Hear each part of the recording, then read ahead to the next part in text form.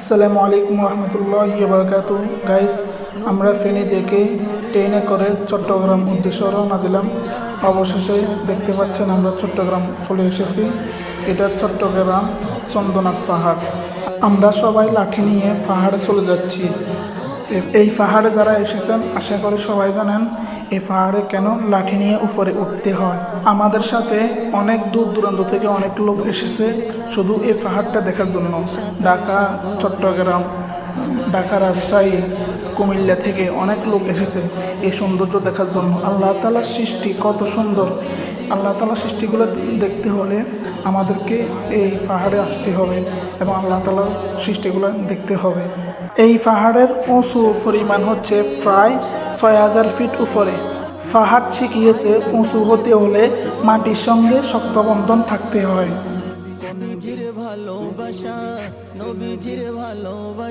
সমুদ্রের ঢেউ ডেকে বলে, চলে এসো, হারিয়ে যাও আমার বিশালতার মাঝে।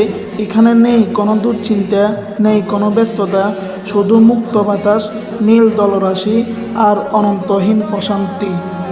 সমুদ্রের গভীরতা আমাদের হৃদয়ের গভীরের রহস্যগুলোকে খুঁজে নেয়।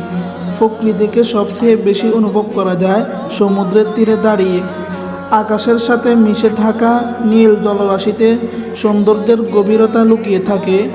যেখানে সমুদ্র সেখানে অনুপ্রেরণা সীমাহীন। সমুদ্রের ঢেউ যেমন কখনো শান্ত কখনো অশান্ত, ঠিক তেমনি মানুষের মনও কখনো গভীর ভালোবাসায় ভরে থাকে, আবার কখনো বয়ে যায় তীব্র জট। কিন্তু শেষ পর্যন্ত সমুদ্রের মতো মনও নিজেকে সামলে নেয় নিজের নিয়মে।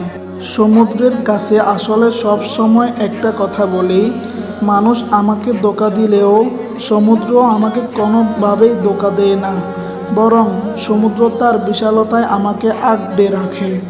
আমরা গুলিয়াখালী থেকে রওনা দিলাম নৌকা ভ্রমণ করে ঝর্ণাতে। ভালোবাসা হারায় না, হারিয়ে যায় সেই ভালোবাসা যেই ভালোবাসা মানুষগুলো মূল্য দিতে পারে না।